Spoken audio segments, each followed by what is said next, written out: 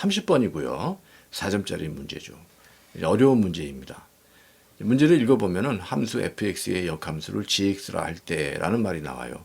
그러니까 이거는 역함수를 응용한 문제겠구나. 우리가 그렇게 생각할 수 있죠. 근데 이제 gx라고만 나왔으니까 좀 더 정확하게 표현하자면 여기 x가 있으니까 y가 있어야겠죠. 그래서 y는 gx라고 봐야 됩니다. 자, 이렇게 해서 역함수를 표현하는 것인데요. 자, 그런데 우리가 이제 다양한 문제를 풀어보겠죠.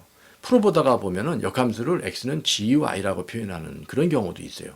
그래서 요거는 그 일본의 수학 선생이 설명한 내용을 마침 거기에 나오기 때문에 요걸 그냥 이용해서 설명을 하겠습니다. 이 문제를 보면 y는 fx의 역함수를 x는 gy라고 할 때 이런 얘기가 있어요. 그래서 요 y는 fx의 역함수를 x는 gy라고 표현하는 겁니다. 그럼 아까하고는 달라졌죠.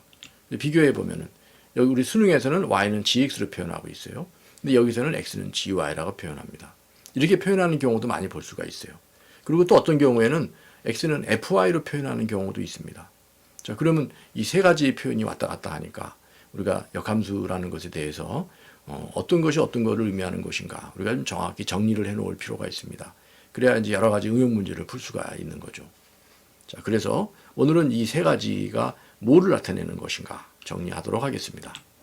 자, 이거 이제 원함수죠. y는 fx예요. 특징을 보면 x가 2일 때 4로 계산이 되고 3일 때 9로 계산이 됩니다.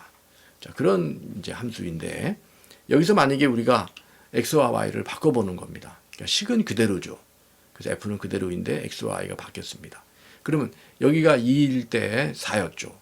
그러면 여기 이 경우는 여기가 2면 4입니다. 그러니까 2,4가 4,2가 되는 거죠.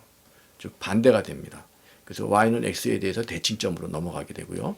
이게 3일 때 9였단 말이죠. 그리고 여기에 3이 들어가면 여긴 9가 되는 거죠. 그러니까 9,3이에요. 바로 요 점이죠. 그러니까 요 점이 여기로 오는 겁니다. 그래서 원함수에서 x, y를 바꿔서 쓰는 것은 완전히 새로운 함수를 만들어내는 겁니다.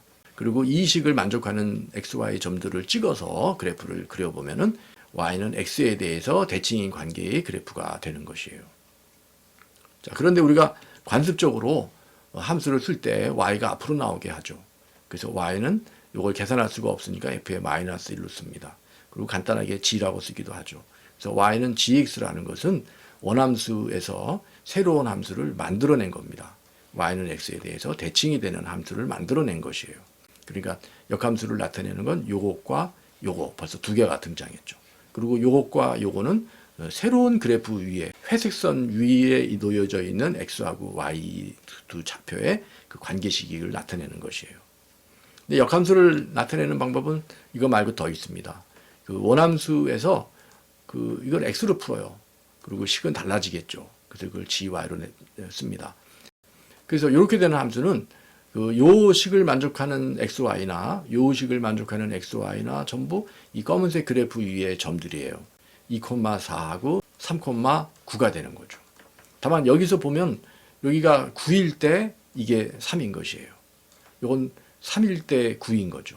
그러니까 전부 검은색 선에서의 xy 관계이고 역할이 바뀌었기 때문에 이것도 역함수입니다. 다만 하나의 그래프를 쓰는 것이에요. 원래의 그래프를 그냥 쓰는 겁니다.